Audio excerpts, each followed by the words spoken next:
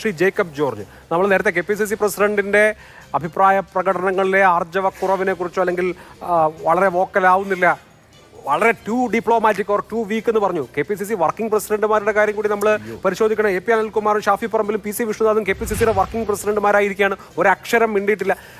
KC Venugopal പക്ഷത്തെ നയിക്കുന്നത് ഇപ്പോൾ ഈ വർക്കിംഗ് പ്രസിഡന്റുമാരാണ് എന്നുള്ളതാണ് രാഷ്ട്രീയ ഉപചാരകളിലെ വർത്തമാനം. അപ്പോൾ ഇവിടെ ഇപ്പോഴുള്ള നേതൃത്വം, VD സതീശൻ അടക്കമുള്ള നേതൃത്വം എന്തായാലും ഹൂ കെയേഴ്സ് എന്ന മട്ടിൽ പാർട്ടിയുടെ റാങ്ക് ആൻഡ് ഫയലിലും പാർട്ടി അണികൾക്കിടയിലും അങ്ങനെ ഒരു വികാരം ഉണ്ടാക്കുന്നതിൽ ഈ പറഞ്ഞ അടുത്ത 2026 കേരള ഓപ്പറേഷന് KC വേണുഗോപാൽ നേതൃത്വം നൽകുന്ന ഓപ്പറേഷന് ഒരു പങ്കുണ്ടോ? അല്ല, അതിലേക്ക് വരാൻ ഇത്തിരി ബുദ്ധിമുട്ടാണ്.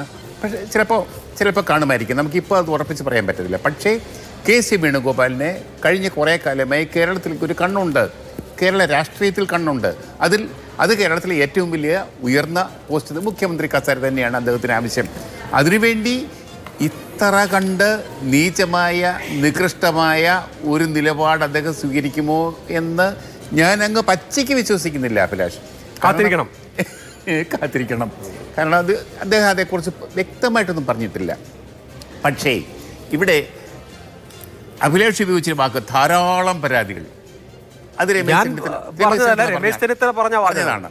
അതേപോലെ തന്നെ ബഹുമാനപ്പെട്ട അനു പറഞ്ഞത് ഗൗരവത്തോടു കൂടി കോൺഗ്രസ് കണ്ടു. പക്ഷേ ഗൗരവത്തോടു കൂടി കാണുന്ന ഇതാണോ ഗൗരവത്തിൻ്റെ അർത്ഥം? ഇത് വീക്ഷണത്തിൽ വന്ന എഡിറ്റോറിയൽ. ഞാൻ എൻ്റെ വീട്ടിൽ വീക്ഷണം ഇല്ല, അധികം പൈസ ഇല്ലാത്തതുകൊണ്ടാണ് വരുത്താത്ത, അല്ല മുമ്പ് ഞാൻ വരുത്തുമായിരുന്നു. പക്ഷേ പത്രാഫീസുകളിലൊക്കെ ഉണ്ട്, മാതൃഭൂമിയിലുണ്ടോയെന്ന് എനിക്കറിയില്ല. അപ്പോൾ വീക്ഷണം പത്രം നമുക്കറിയാമല്ലോ. നമ്മളൊക്കെ പണ്ട് പള്ളിക്കൂടത്തിലോ കോളേജിലൊക്കെ പഠിക്കുമ്പോൾ കൈയെഴുത്ത് മാസിക നടത്തുമ്പോൾ അതിൻ്റെ എഡിറ്റർ എന്നൊരു സ്ഥാനമുണ്ട്, പത്രാധിപർ എന്നൊരു സ്ഥാനമുണ്ട്. ആ ഒരു സാധാരണ കൈയെഴുത്ത് മാസികയുടെ ഒരു എഡിറ്റർ കാണിച്ചിരുന്ന ശുഷ്കാന്തിയെങ്കിലും വീക്ഷണത്തിൻ്റെ പത്രാധിപർ കാണേണ്ടതല്ലേ? ആരെഡിറ്റോറിൽ എഴുതിയാലും അത് എഡിറ്ററുടെ വാക്കുകളാണ്, എഡിറ്ററുടെ ശബ്ദമാണ്, എഡിറ്ററുടെ സംസാരമാണത്. അവിടെയാണ് തെറ്റുപറ്റിയത്. അപ്പോൾ വീക്ഷണത്തിൻ്റെ ആ ഗൗരവം എവിടെ കിടക്കുന്നു?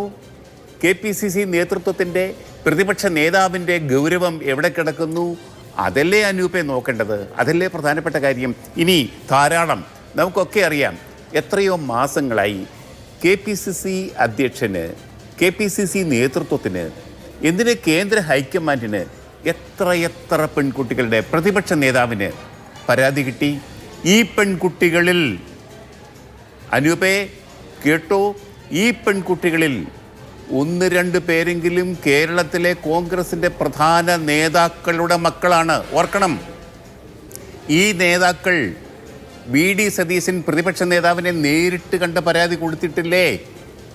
അനൂപിന് അറിയാമോ? അനൂപ് കൊടുത്തിട്ടുണ്ട്.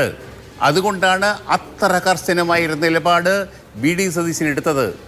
കടലിരമ്പി വന്നാലും എൻ്റെ നിലപാടിൽ നിന്ന് മാറില്ല എന്ന് VD സതീശൻ പറയാൻ കാര്യം അദ്ദേഹത്തിൻ്റെ മനസ്സിൽ അപ്പോഴും മാറ്റൊലികൊണ്ടിരുന്ന പരാതിക്കാരുടെ ശബ്ദമാണ്. ആരുടെ പരാതി? ആ പെൺകുട്ടികളുടെ രക്ഷിതാക്കളുടെ പരാതി. KPCC നേതൃത്വത്തിന് പോലും, നേതാക്കളുടെ മക്കളെ പോലും ഈ മനുഷ്യൻ വെറുതെ വിട്ടില്ല എന്ന് പറയുമ്പോൾ തീർച്ചയായിട്ടും ഈ മനുഷ്യൻ്റെ വ്യാപാരം എത്ര വിപുലമായിരുന്നു, വ്യാപകമായിരുന്നു എന്ന് മനസ്സിലാക്കാൻ പറ്റും. അതാണ് അതിൻ്റെ ഗൗരവം. ആ ഗൗരവം മനസ്സിലാക്കാൻ ഇന്ന് വീക്ഷണത്തിൻ്റെ എഡിറ്റോറിയൽ എഴുതിയ ആ മാന്യദേഹത്തിന് പോലും കഴിഞ്ഞില്ല എന്ന് പറയുമ്പോൾ അയ്യോ കഷ്ടം എന്നല്ലേ പറയേണ്ടൂ അനൂപ്. അതാണ് പ്രധാനപ്പെട്ട കാര്യം. ശരി.